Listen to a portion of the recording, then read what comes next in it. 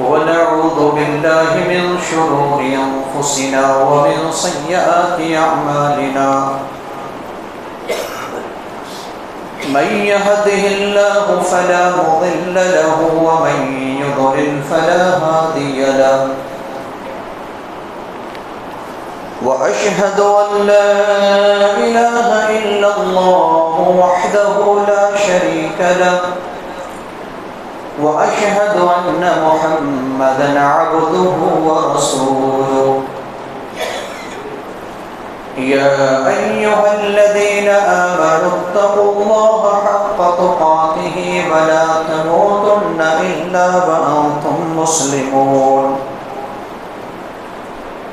يا أيها الناس اتقوا ربكم الذي خلقكم من نفس واحدة وخلق منها زوجها وبث منهما رجالا كثيرا ونساء واتقوا الله الذي تساءلون به والأرحام إن الله كان عليكم رقيبا يا أيها الذين آمنوا اتقوا الله وقولوا قولا سديدا يصلح لكم أعمالكم ويغفر لكم ذنوبكم ومن يطع الله ورسوله فقد فاز فوزا عظيما أما بعد فإن خير الحديث كتاب الله وخير الهدي هدي محمد صلى الله عليه وسلم وشر الأمور محدثاتها وكل محدثة بدعة وكل بدعة ضلالة وكل ضلالة في النار أعوذ بالله من الشيطان الرجيم بسم الله الرحمن الرحيم إنما المؤمنون الذين إذا ذكر الله وجلت قلوبهم وإذا تليت عليهم آياته زادتهم إيمانا وعلى ربهم يتوكلون وقال النبي صلى الله عليه وسلم لو أنكم تتوكلون على الله حق توكله لرزقكم كما يرزق الطير تغدو خماصا وتروح بطانا رواه الترمذي رب اشرح لي صدري ويسر لي أمري واحلل عقدة من لساني يفقهوا قولي اللهم رب زدني علما آمين. معزز حاضرین جمع بزرگوں عزیز ساتھیوں پردہ نشین خواتین اسلامی ماں و بہنوں، اللہ پر توکل اس عنوان کے تحت انشاءاللہ آج کے اس جمعہ خطبہ میں چند باتیں عرض کروں گا۔ توکل، جس کو ہم عام طور پر توکل کہتے ہیں، توکل نہیں کہنا چاہیے، توکل کہنا چاہیے۔ توکل کا معنی ہوتا ہے کسی پر اعتماد کرنا، کسی پر بھروسہ کرنا، یعنی اعتماد اور بھروسہ کا معنی ہے توکل۔ لیکن اصطلاحی معنی، شرعی معنی لفظ توکل کا یہ ہے کہ انسان اسباب کو اختیار کرے اور اس کا نتیجہ اللہ کے حوالے کر دے۔ اسباب اختیار کرنا، نتیجہ اللہ کے حوالے چھوڑ دینا، اس کا نام ہے توکل۔ اس کی مثال آپ یوں لیں کہ اگر کوئی بندہ بیمار پڑ جائے تو بیمار پڑنے کے بعد انسان کو چاہیے کہ وہ علاج کے لیے جائے، ڈاکٹر کے پاس جائے، دوا کا استعمال کرے. تو ڈاکٹر، دوا، علاج، معالجہ کی اسباب ہے. اب اچھا کرنے والا کون ہے؟ ڈاکٹر نہیں. اچھا کرنے والی دوا یا گولی نہیں ہے، بلکہ اعتماد کس پر ہو؟ اللہ تبارک و تعالیٰ پر ہو. اسے کہا جاتا ہے نتیجہ کو اللہ کے سپرد کر دینا. اگر چاہے اللہ تو اس دوا سے بیماری ختم ہو جائے، اگر اللہ چاہے تو اس کے علاوہ اور بھی دواؤں کی ضرورت پڑے، اس کے بعد وہ بیماری ختم ہو. یا تو اگر اللہ نہ چاہے تو پھر زندگی بھر وہ بیماری ختم نہ ہو. اس کا نام ہے توکل. توکل دراصل ایمان کی روح ہے اور عقیدہ توحید کی بنیاد ہے. آج ہمارے معاشرے کے اندر عام طور پر 3 قسم کے لوگ پائے جاتے ہیں اس عنوان کے تحت. 3 قسم کے لوگ. ایک وہ جو صرف اللہ پر توکل کرنے والا ہوتا ہے، اسباب کو اختیار نہیں کرتا بلکہ صرف اللہ پر توکل کر لیتا ہے، جو کہ شریعت میں اس کی گنجائش نہیں ہے. اسی طریقے سے دوسرے قسم کے لوگ وہ ہیں جو اسباب پر صرف توکل اور بھروسہ کرتا ہے. یعنی ہمارے پاس مال ہے، اسباب ہے، سب کچھ ہے، اللہ پر اس کا توکل نہیں ہوتا بلکہ مال اور اسباب پر ہوتا ہے. دنیا کی جو مادی چیزیں ہیں اس پر ان کا توکل ہوتا ہے. یہ بھی غلط ہے. اور آخری وہ ہے جو شریعت میں بتایا گیا کہ انسان اسباب کو اختیار کرے اور توکل اللہ پر کرے. یہ صحیح طریقہ ہے. اور اس کی بہت ساری مثالیں آپ کو مل جائیں گی قرآن اور حدیث کے اندر. ان میں سے چند ایک بطور نمونہ آپ کے سامنے پیش کرنا چاہوں گا. سورہ صاد آیت نمبر 41 اور 42. اس میں ایک جلیل القدر پیغمبر سیدنا ایوب علیہ السلام کا ذکر ہے. ایوب علیہ السلام بیمار پڑ گئے، کافی دنوں تک بیمار تھے. اور جب کسی نبی کی صبر کی مثال دی جاتی ہے تو سیدنا ایوب علیہ السلام ہے کہ اگر تمہیں صبر کرنا ہے تو ایوب جیسا صبر کرو، کیونکہ بہت بڑے صابر تھے، اس جیسے صابر کوئی نہیں گزرے. تو اللہ تبارک و تعالیٰ نے بیمار کا علاج کے طور پر، اگر اللہ تبارک و تعالیٰ چاہتا تو بغیر علاج کے اللہ شفا دے دیتا، لیکن اللہ رب العالمین نے ایسا نہیں کیا بلکہ توکل کا ایک مفہوم سمجھایا. اللہ تبارک و تعالیٰ نے سیدنا ایوب علیہ السلام سے کہا کہ تم زمین پر اپنی ایڑی کو مارو. قرآن سورہ صاد آیت نمبر 41-42. اللہ رب العالمین سے جب ایوب علیہ السلام نے کہا، اس کو ذکر کرتے ہوئے نبی صلی اللہ علیہ وسلم سے کہا جا رہا ہے کہ اے نبی آپ اس واقعہ کو بیان کیجیے. وَاذْكُرْ عَبْدَنَا أَيُّوبَ إِذْ نَادَىٰ رَبَّهُ أَنِّي مَسَّنِيَ الشَّيْطَانُ بِنُصْبٍ وَعَذَابٍ ارْكُضْ بِرِجْلِكَ هَٰذَا مُغْتَسَلٌ بَارِدٌ وَشَرَابٌ. یاد کرو ہمارے بندے ایوب علیہ السلام کو، جب کہ انہوں نے اپنے رب سے پکار کر کہا کہ شیطان نے مجھے رنج اور تکلیف میں مبتلا کر دیا ہے، مجھے تکلیف پہنچی ہے، میں بیمار ہوں. دوسری جگہ پر اللہ تبارک و تعالیٰ نے اسی طرح کا واقعہ بیان کیا، انی مسنی الضر وانت ارحم الراحمین، مجھے تکلیف پہنچی ہے تو سب سے زیادہ رحم کرنے والا ہے. اللہ نے جب اللہ رب العالمین کو جب ایوب علیہ السلام نے پکارا اور اللہ پر اعتماد کیا کہ اللہ تو ہی اچھا کر سکتا ہے، تو ہی رحم کرنے والا ہے، تو اللہ تبارک و تعالیٰ نے کہا کہ ارکض برجلک، اپنی ایڑی کو زمین پر مارو، اپنے پیر کو زمین پر مارو. جیسے ہی زمین پر مارنا تھا، قرآن کہتا ہے ھذا مغتسل بارد وشراب، وہاں پر ایک چشمہ جاری ہو گیا. کہا کہ یہ ٹھنڈا پانی پینے کا، نہانے کا ہے اور یہ پینے کا ہے. اللہ تبارک و تعالیٰ کے حکم سے ایوب علیہ السلام اس چشمے کے پانی سے نہاتے ہیں، اس پانی کو پیتے ہیں اور پھر انہیں شفا مل جاتی ہے. اللہ تبارک و تعالیٰ نے ہمیں بتایا کہ توکل کا مفہوم کیا ہے، اسباب کو اختیار کرنا ہے۔ اسی طریقے سے دوسرا واقعہ سورہ مریم آیت نمبر 25 میں پڑھیے۔ مریم علیہ السلام جب حمل سے تھی اور اپنے گاؤں والوں سے الگ ہو گئی تھی، لوگ تانے دیں گے، وہ تنہائی اختیار کر لی تھی، ایسے جگہ پر چلی گئی جہاں پر کوئی پانی نہیں تھا، جہاں پر کھجور کے درخت تو تھے مگر کھجور نہیں تھی۔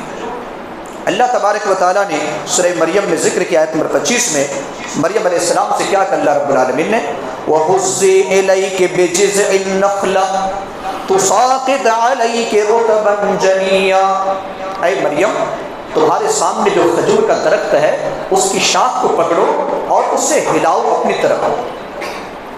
اگر تم ہلاؤ گی تو اس کا نتیجہ کیا ہوگا؟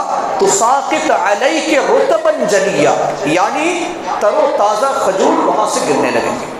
ایسا ہی ہوا، پھر بازو سے چشمہ بھی جاری ہوا اور پانی کا بھی اللہ رب العالمین نے انتظام کیا۔ توکل اللہ رب العالمین پر تھا، اسی لیے پیارے رسول صلی اللہ علیہ وسلم نے ارشاد فرمایا، جس کو امام ترمذی رحمہ اللہ نے سیدنا عمر بن خطاب رضی اللہ عنہ سے نقل کرتے ہیں، 2344 نمبر کی حدیث، آپ صلی اللہ علیہ وسلم نے فرمایا لو انکم تتوکلون علی اللہ حق توکلہ لرزقکم کما یرزق الطیر تغدو خماصا وتروح بطانا، اگر تم لوگ اسی طرح اللہ پر بھروسہ کرتے، اسی طرح اللہ پر اعتماد کرتے اور توکل کرتے جیسا کرنا چاہیے، تو اللہ تبارک و تعالیٰ تمہیں بھی اسی طرح روزی دیتا جس طریقے سے پرندوں کو روزی دیتا ہے۔ پرندے صبح کے وقت اپنے گھونسلے سے نکل کر جاتے ہیں تو ان کا پیٹ خالی ہوتا ہے، جب وہ پرندے شام کے وقت اپنے گھونسلے کی طرف آتے ہیں اس کا پیٹ بھرا ہوا ہوتا ہے۔ اللہ کے رسول صلی اللہ علیہ وسلم نے یہاں بھی توکل کا یہ مفہوم سمجھایا کہ توکل کا مطلب یہ نہیں ہے کہ اسباب کو چھوڑ دو۔ اللہ کے رسول صلی اللہ علیہ وسلم نے یہ نہیں کہا کہ پرندے کو گھونسلے میں روزی ملتی ہے، بلکہ نبی صلی اللہ علیہ وسلم نے کہا کہ گھونسلے سے نکل کر وہ پرندے جاتے ہیں، تلاش کرتے ہیں، شام کے وقت جب واپس آتے ہیں تو پیٹ بھرے ہوئے ہوتے ہیں۔ اس کا کیا مطلب ہے کہ انسان کو اختیار کرنا چاہیے اسباب۔ اور جب مسلمانوں نے اسباب کو اختیار کیا، کبھی ایسا بھی ہوا کہ اسباب کو اختیار کیا لیکن توکل اللہ پر رکھا تو اللہ تبارک و تعالیٰ نے اس کا نتیجہ بہتر کیا۔ مثال کے طور پر جنگ بدر جو پہلی لڑائی تھی سن 2 ہجری میں، مدنی زندگی کے 2 ہجری میں، اس کی تاریخ آپ پڑھیں، اس میں مسلمان کتنے تھے؟ 313 تھے، بعض روایت کے اندر 317 کا ذکر ہے، یعنی 313 سے 320 تک صحابہ تھے۔ دوسرے طرف مشرکین کی بڑی تعداد تھی، تقریباً 1000، اور سب نوجوان تھے جن کے ہاتھ میں تلوار اور ڈھال تھے، جن کی سواری الگ الگ تھی۔ مسلمان میں سے کوئی بوڑھا تھا تو کوئی بچہ تھا، کوئی جوان تھا، کسی کے ہاتھ میں تلوار تھی، کسی کے ہاتھ میں ڈھال تھا، سب کے پاس مکمل ہتھیار بھی نہیں تھے، لیکن اعتماد تھا اللہ تبارک و تعالیٰ پر، اللہ رب العالمین پر بھروسہ تھا۔ اسی لیے کسی نے کہا کہ کافر ہے تو شمشیر پہ کرتا ہے بھروسہ، کافر ہے تو شمشیر پہ کرتا ہے بھروسہ، مومن ہے تو بے تیغ بھی لڑتا ہے سپاہی۔ آپ جانتے ہیں کہ وہ میدان گواہ ہے، 313 افراد نے ایک بڑی فوج کو شکست دیا، نہ صرف شکست دی بلکہ 70 بڑے بڑے کافر مارے گئے اور اتنے ہی قید بھی ہوئے۔ دوسری طرف اور ایک لڑائی ہم دیکھتے ہیں جس کو غزوہ حنین کہا جاتا ہے، حنین کی لڑائی، اور اس حنین کی لڑائی میں مسلمانوں کی بڑی تعداد تھی۔ سن 8 ہجری میں لڑائی ہوئی تھی، تقریباً 12000 مسلمان تھے، نوجوان تھے، سب کے ہاتھ میں ہتھیار موجود تھا، سب کے پاس سواریاں موجود تھیں۔ اللہ تبارک و تعالیٰ نے سورہ توبہ کی آیت نمبر 25 اور 26 میں اس واقعہ کو بیان کیا ہے کہ جب ان کا اعتماد، ان صحابہ اکرام کا اعتماد اپنی تعداد پر ہو گئی کہ ہم 313 تھے تو 1000 کی فوج کو ہم نے شکست دیا تھا، آج تو ہماری تعداد 12000 ہے، کتنے ہیں؟ 12,000 ہے. اپنی تعداد پر انہیں ناز ہو گیا. اللہ تبارک و تعالیٰ نے مزہ چکھایا. قرآن سورہ توبہ آیت نمبر 25 اور 26 میں کہا لَقَدْ نَصَرَكُمُ اللَّهُ فِي مَوَاطِنَ كَثِيرَةٍ وَيَوْمَ حُنَيْنٍ إِذْ أَعْجَبَتْكُمْ كَثْرَتْكُمْ فَلَمْ تُغْنِ عَنْكُمْ شَيْئًا وَضَاقَتْ عَلَيْكُمُ الْأَرْضُ بِمَا رَحُبَتْ ثُمَّ وَلَّيْتُمْ مُدْبِرِينَ.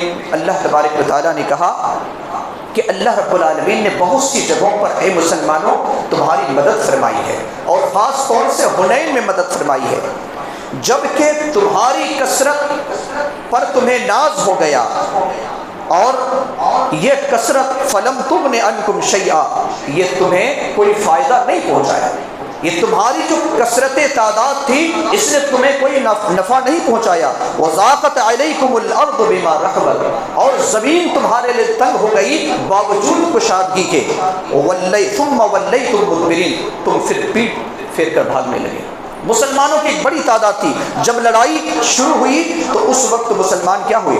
بھاگنے لگے، اور ایسے بھاگے کہ معلوم ہوتا ہے کہ مسلمان اب اس جنگ کو ہار جائیں گے. لیکن پیارے رسول صلی اللہ علیہ وسلم چند صحابہ اکرام کو لے کر پکارتے ہیں، اور پھر جب اللہ پر توکل ہوتا ہے پھر میدان حنین مسلمانوں کے ہاتھ میں جیت ہوتی ہے. کہنے کا مطلب یہ ہے کہ کبھی بھی انسان کو تعداد پر اور اسباب پر، مال و دولت پر توکل نہیں کرنا چاہیے، بلکہ ان کو اختیار کرتے ہوئے اللہ پر توکل کرنا ہے.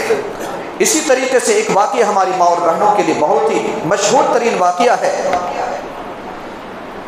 جو صحیح بخاری کے اندر اور چند کتابوں کے اندر موجود ہے. سیدنا ابراہیم علیہ السلام جب اپنے لخت جگر اسماعیل علیہ السلام اور ہاجرہ کو مکہ کی سرزمین پر چھوڑ کر آتے ہیں. وہ ایسی زمین ہے جہاں پر کوئی آدمی آباد نہیں ہے، جہاں پر کوئی کاشتکاری نہیں ہوتی، جہاں پر کوئی انسان نہیں رہتا، جہاں پانی کا انتظام نہیں، کھانے کا انتظام نہیں، کچھ بھی نہیں. اللہ کا حکم ہے مکہ میں اپنے لخت جگر اسماعیل کو اور اپنی بیوی ہاجرہ کو چھوڑ کر کے آؤ. جب وہاں پر چھوڑنے کے لیے جاتے ہیں، تھیلے میں کھجور کے کچھ ٹکڑے ہوتے ہیں، اور اسی طریقے سے مشکیزے میں پانی کا کچھ حصہ ہوتا ہے. رکھ کر کے واپس آ رہے ہیں، پیچھے پیچھے بیوی جا رہی ہاجرہ کہ آپ ہمیں چھوڑ کر کے ایسے سنسان وادی میں چھوڑ کر کے آپ کہاں جا رہے ہیں؟ ایک مرتبہ، دو مرتبہ، کئی مرتبہ یہ سوال دہراتی ہے. ابراہیم علیہ السلام پیچھے مڑ کر دیکھتے نہیں ہیں، بلکہ وہاں سے آگے ہی بڑھ رہے ہیں، آ رہے ہیں آگے. ہاجرہ آخر میں کہتی ہیں اللہ امرک بہذا، کیا اللہ نے آپ کو یہ حکم دیا ہے؟ کیا یہ حکم اللہ کا ہے کہ آپ اپنی بیوی اور بچے کو یہاں سنسان وادی میں چھوڑ کر جائیں؟ تو اس وقت ابراہیم علیہ السلام زبان سے کہتے نعم، ہاں یہ اللہ رب العالمین کا حکم ہے. اعتماد کے کلمات کیا ہے؟ مریم علیہ السلام کیا کہتی ہے؟ اذن لا یضیعنا، تب تو اللہ ہمیں ضائع اور برباد نہیں کرے گا. اللہ پر توکل ہے، ساری چیزیں وہاں پر کچھ بھی موجود نہیں ہے، ساری چیزیں فوت ہیں، اس کے باوجود ہاجرہ اللہ پر توکل کرتی ہے. اگر اللہ کا حکم ہے تو ہمیں اللہ ضائع اور برباد نہیں کرے گا. اور ایسا ہی ہوا.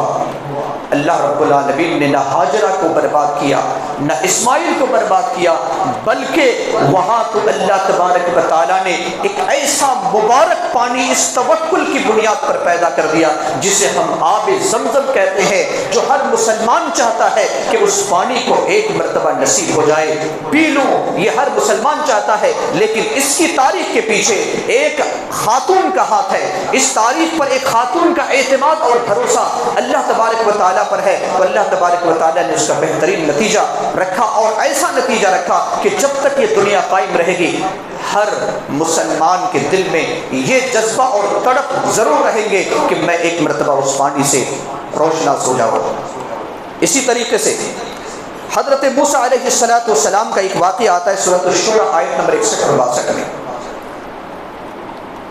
اب میں یہاں پر یہ بتانا چاہوں گا کہ جس طریقے سے ہاجرہ کے پاس کوئی خاص اسباب نہیں تھا، اب کبھی ایسا ہوتا ہے کہ ہمارے پاس بھی کبھی کوئی خاص اسباب نہ ہو، اس کے باوجود ہم محنت کریں اور پھر اس کا نتیجہ اللہ کے حوالے کر دیں۔ ابراہیم حضرت موسیٰ علیہ السلام جو کلیم اللہ ہے، اللہ رب العالمین نے کہا کہ مصر سے تم نکل کر بنی اسرائیل کو لے کر کے چلے جاؤ۔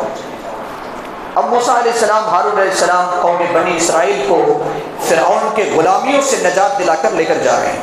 چپ کے رات کی تاریکی میں نکل گئے، اور جب سمندر کے پاس پہنچتے ہیں، پیچھے سے معلوم ہوتا ہے کہ اب تو قوم بنی اسرائیل بھی مصر میں نہیں ہے، یہ کام موسیٰ اور ہارون علیہ السلام کا ہے، لہذا فرعون کیا کرتا ہے، ایک بڑی فوج کو تیار کرتا ہے اور پیچھا کرتا ہے کہ موسیٰ کو ہم پکڑ لیں گے، قوم بنی اسرائیل کو پکڑ لیں گے اور پھر ہم غلام بنائیں گے۔ اب ادھر سمندر کے کنارے جب پہنچ جاتے ہیں، موسیٰ علیہ السلام، ہارون علیہ السلام اور قوم بنی اسرائیل، سامنے سمندر ہے، پیچھے فرعون کی فوج نظر آ رہی ہے۔ اس وقت ان لوگوں نے کیا کہا، قوم بنی اسرائیل نے موسیٰ علیہ السلام سے کیا کہا؟ سورۃ الشعراء کے اندر اللہ تبارک و تعالیٰ نے اس کا ذکر کیا، آیت نمبر 61 اور 62 میں، فَلَمَّا تَرَاءَى الْجَمْعَانِ قَالَ أَصْحَابُ مُوسَىٰ إِنَّا لَمُدْرَكُونَ۔ جب انہوں نے بڑی جماعت کو دیکھ لیا، یہ آمنے سامنے دونوں ایک طرف سے دیکھ لیے، تو موسیٰ علیہ السلام کے جو ساتھی تھے یعنی قوم بنی اسرائیل نے کیا کہا، اِنَّا لَمُدْرَكُونَ، ہم تو پکڑ لیے جائیں گے، پھر ہمیں غلامی ہوگی، پھر ہمیں فرعون کے بربریت کا شکار ہونا پڑے گا۔ لیکن حضرت موسیٰ علیہ السلام کا یقین توکل تھا اللہ پر، اس نے کیا لفظ استعمال کیا، قال کلا، موسیٰ علیہ السلام نے کہا ہرگز نہیں، ان معی ربی سیہدین، یقیناً میرا رب میرے ساتھ ہے اور مجھے ضرور راستہ بتائے گا۔ اللہ تبارک و تعالیٰ نے راستہ دکھایا۔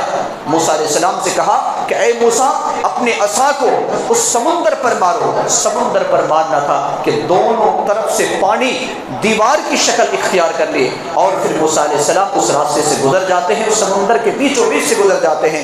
فرعون اپنے لشکر کے ساتھ، ایک بڑی فوج کے ساتھ آتے ہیں اور تمام فوج کو ہلاک کر دیا جاتا ہے۔ بعض تفسیری روایت کے اندر آتا ہے کہ فرعون کے ساتھ تقریباً 16 لاکھ سے بھی زیادہ فوج تھی، جس کو اللہ تبارک و تعالیٰ نے اس میں ہلاک کر دیا۔ کہنے کا مطلب یہ ہے کہ جب انسان دیکھتا ہے کہ میرے پاس اسباب بھی نہیں ہے، اس کے باوجود اگر اللہ پر توکل کرتا ہے، اللہ تبارک و تعالیٰ اس کے لیے کوئی نہ کوئی راستہ ضرور نکالتا ہے۔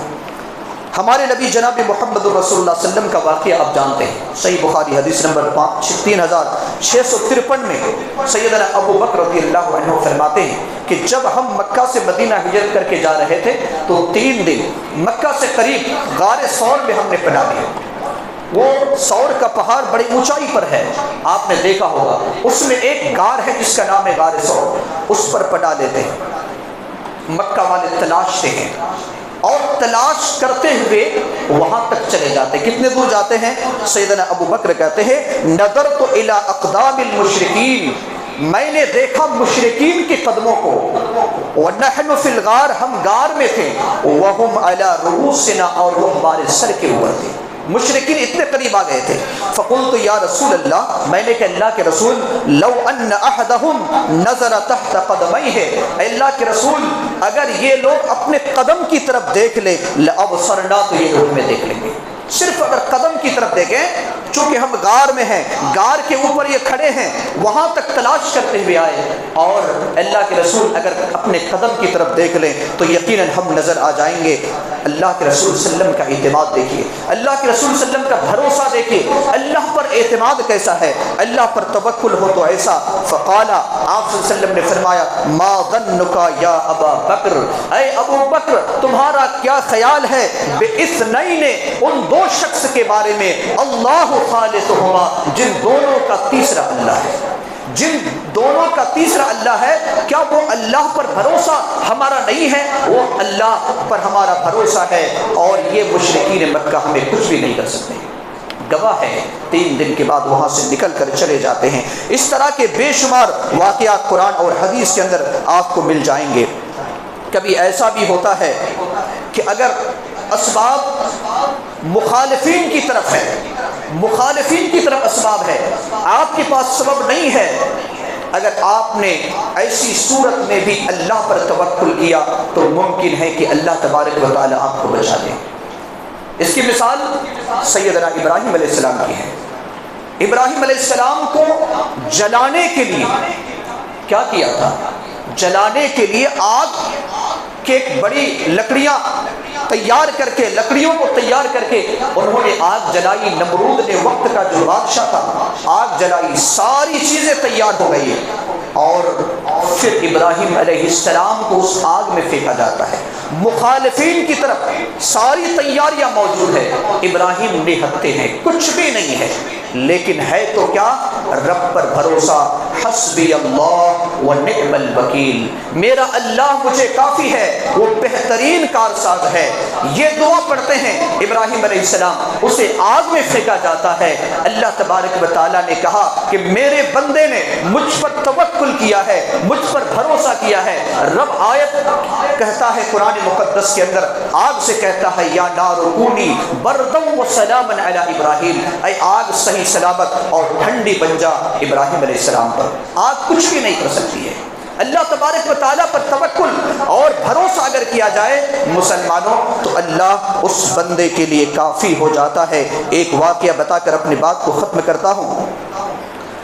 بصرہ کے اندر ایک بڑے محدث تھے جن کا نام تھا عفان بن مسلم۔ عفان بن مسلم، اور اس دور میں ایک بادشاہ تھا جن کا نام تھا مامون۔ انہوں نے فرمان جاری کیا تھا کہ ہر شخص قرآن کو اللہ کی مخلوق سمجھے اور کہے۔ قرآن اللہ کی مخلوق نہیں ہے، جیسے ہم مخلوق ہیں، جانور مخلوق ہے، دنیا مخلوق ہے، جن اور انسان مخلوق ہے، جو چیزیں دیکھ رہے ہیں یہ سب کے سب مخلوق ہے، لیکن قرآن اللہ کی مخلوق نہیں بلکہ وہ تو اللہ کا کلام ہے۔ لیکن بصرہ کے اندر یہ حکم جاری کیا گیا کہ ہر کوئی قرآن کو اللہ کی مخلوق ہے۔ بصرہ کے اندر عفان بن مسلم رحمہ اللہ ایک بڑے محدث تھے، اور سرکاری طور پر انہیں باقاعدہ وظیفہ دیا جاتا تھا۔ اس دور میں 500 درہم ماہانہ وظیفہ دیا جاتا تھا۔ اب جو گورنر تھے، گورنر نے آ کر کے فرمان جاری کیا، اور خاص طور سے اس وقت کے محدث عفان بن مسلم رحمہ اللہ سے کہا کہ آپ قرآن کو اللہ کی مخلوق مان لیں۔ کہا کہ نہیں، یہ تو اللہ کا کلام، ہم کیسے مانیں؟ کہا اگر آپ نہیں مانیں گے تو آپ کا وظیفہ آج سے بند۔ تاریخ بتاتی ہے کہ اس وقت عفان بن مسلم کے گھرانے میں 40 افراد تھے، ایک دو نہیں، 40 افراد تھے۔ جب گورنر نے کہا کہ دیکھو اگر آپ قرآن کو اللہ کی مخلوق نہیں مانیں گے تو آج ہی سے آپ کا 500 درہم کا وظیفہ بند، انہوں نے ایک آیت پڑھی سورہ زاریات آیت نمبر 22، کہا کہ وَفِي السَّمَاءِ رِزْقُكُمْ وَمَا تُوعَدُونَ، تم کیا ہمیں دھمکی دیتے ہو؟ رزق تو آسمان میں ہے، اللہ پر ہمارا بھروسہ ہے، ہم اس وظیفہ کے ہم محتاج نہیں ہیں، روزی ہمیں بصرہ کا حاکم نہیں کھلا رہا ہے، اللہ جو آسمان میں ہے اس اللہ نے ہمیں روزی کا مقرر کیا ہے، وہی اللہ ہمیں روزی دے گا۔ اس کا وظیفہ بند کر دیا جاتا ہے۔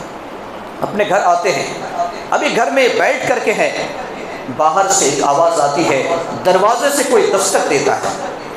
عفان بن مسلم نکلتے، دروازے کھولتے، ایک تاجر کھڑا ہے، عطر فروش، اس دور میں بہت بڑا تاجر، بہت بڑا بزنس مین تھا۔ اس نے کہا کہ جناب میں نے آپ کے بارے میں سنا ہے کہ وقت کی حکومت جو ہے آپ کا وظیفہ بند کر دیا ہے، اس جرم کی بنیاد پر کہ آپ نے قرآن کو اللہ کا کلام کہا، اللہ کی مخلوق نہیں کہا۔ کہا کہ آپ اپنے عقیدے پر قائم رہیں، آپ دین کی تبلیغ کریں، اور میری طرف سے آج سے میں مقرر کر رہا ہوں آپ کا ماہانہ وظیفہ 1000 درہم، 500 درہم جو حکومت کی طرف سے مل رہا تھا جو بند ہو گیا، میں آج سے اعلان کرتا ہوں کہ آج سے آپ کا وظیفہ ہے 1000 درہم، اس خدمت کو آپ قبول کیجئے، اور پہلا وظیفہ 1000 درہم میں لے کر حاضر ہوا ہوں، آپ اسے قبول کیجئے۔ اللہ تبارک و تعالیٰ پر اعتماد کیا جائے تو یقیناً اللہ تبارک و تعالیٰ غیبی بھی مدد کرتا ہے۔ قرآن مقدس کی کئی آیتوں میں اللہ تبارک و تعالیٰ نے اس کا ذکر کیا ہے، کہا وَتَوَكَّلْ عَلَى الْحَيِّ الَّذِي لَا يَمُوتُ، اس ذات پر بھروسہ کرو جو ہمیشہ زندہ ہے، کبھی مرتا نہیں۔ سورہ فرقان آیت نمبر 58۔ اللہ رب العالمین نے مومنوں کے بارے میں فرمایا وَعَلَى اللَّهِ فَلْيَتَوَكَّلِ الْمُؤْمِنُونَ، مومنوں کو اللہ ہی پر بھروسہ کرنا چاہیے۔ اللہ تبارک و تعالیٰ نے کہا کہ سورہ انفال کے اندر وَعَلَىٰ رَبِّهِمْ يَتَوَكَّلُونَ، یہ لوگ مومن اپنے رب ہی پر بھروسہ کرتے ہیں۔ اللہ تبارک و تعالیٰ نے سورہ طلاق آیت نمبر 3 میں فرمایا وَمَن يَتَوَكَّلْ عَلَى اللَّهِ فَهُوَ حَسْبُهُ، جو اللہ پر توکل کرتا ہے اللہ اس کے لیے کافی ہو جاتا ہے۔ اسی لیے مسلمانوں، ہمیں چاہیے کہ ہم اللہ تبارک و تعالیٰ پر بھروسہ کریں، اور جو اللہ پر بھروسہ کرتا ہے، سورہ نحل آیت نمبر 99 میں اللہ رب العالمین نے فرمایا کہ شیطان کی حکومت اس پر نہیں چلتی، شیطان اس پر حاکم نہیں ہو سکتا۔ اللہ نے کہا انہ لیس لہ سلطان علی الذین آمنوا وعلی ربہم یتوکلون۔ اسی طریقے سے اگر کوئی اپنے گھر سے نکلتا ہے اور بسم اللہ توکلت علی اللہ لا حول ولا قوة الا باللہ، اگر اس دعا کو پڑھ لیتا ہے، جامع ترمذی کی حدیث ہے، اللہ کے رسول صلی اللہ علیہ وسلم فرماتے ہیں کہ شیطان اس بندہ سے دور ہو جاتا ہے، اور اللہ رب العالمین کے ضمن میں اور اللہ رب العالمین کی ضمانت میں بندہ ہو جاتا ہے۔ لہٰذا توکل کا یہ جو مفہوم میں نے آپ کے سامنے بیان کیا ہے اور چند واقعات کو میں نے بیان کیا ہے، اس کو مد نظر رکھتے ہوئے اسباب پر بھروسہ نہ کریں۔ ہمارے بہت سارے ایسے بھائی ہیں جو کاروبار کرنے والے ہیں، اور جب آذان ہوتی ہے تو وہ کاروبار چھوڑ کر کے نہیں آتے ہیں، اور چھوڑ کر نہیں آنے کا مقصد کیا ہوتا ہے کہ جس وقت میں چلا جاؤں، اس وقت میں جو میرے پاس خریدار آئیں گے یہ نہیں آئیں گے، یعنی اگر دکان بند کر کے چلا گیا تو یہ خریدار نہیں آئیں گے۔ بھروسہ کس پر ہو گیا؟ انسان کا اس پر، یعنی اسباب پر بھروسہ ہو گیا، اللہ سے بھروسہ اس کا ہٹ گیا۔ یہ ایک عبادت ہے، توکل ایک عبادت ہے۔ یہ عقیدہ نہ رکھنا مسلمانوں کہ میں اگر اللہ کے واسطے نکلا ہوں تو اللہ تبارک و تعالیٰ ہماری روزی کو بند کرے گا، ایسا نہیں ہے۔ اور یہ بھی بھروسہ مت کیجئے کہ میں کسی ڈاکٹر کے پاس گیا تو اس کی وجہ سے اس نے مجھے اچھا کر دیا، یا اس گولی نے مجھے اچھا کر دیا، اس دوا نے مجھے اچھا کر دیا، یہ بھی شرک ہے۔ اسی لیے توکل کا صحیح مفہوم ہمیں سمجھنا چاہیے، اور صحیح طریقے سے ہمیں اس پر بھروسہ کرنا چاہیے، اس اللہ پر، اور جس طریقے سے اللہ رب العالمین نے حکم دیا ہے اسی کے مطابق بھروسہ کرنا ہے۔ اللہ تبارک و تعالیٰ سے دعا ہے کہ اللہ تبارک و تعالیٰ ہم تمام لوگوں کو کتاب و سنت پر چلنے والا بنائے، توکل کا صحیح مفہوم سمجھ کر اللہ تبارک و تعالیٰ اس پر عمل کرنے والا بنائے۔ اے اللہ ہماری گناہوں کی مغفرت فرما، ہمارے حسنات کو قبول فرما لے۔ اے اللہ ہم میں سے جو بیمار ہے تو انہیں شفاء کاملہ اور صحت عاجلہ نصیب عطا فرما، جو جس پریشان حال میں مبتلا ہے ان کی پریشانی کو دور فرما دے، ہمارے مرحومین اور مرحومات کی قبر کو نور سے منور فرما دے، انہیں جنت الفردوس میں اعلیٰ مقام نصیب عطا فرما۔ جب تک ہمیں زندہ رکھ ایمان اور اسلام پر، جب اپنے پاس بلا ایمان اور اسلام پر۔ آمین۔ بارک اللہ لنا و لکم فی القرآن العظیم۔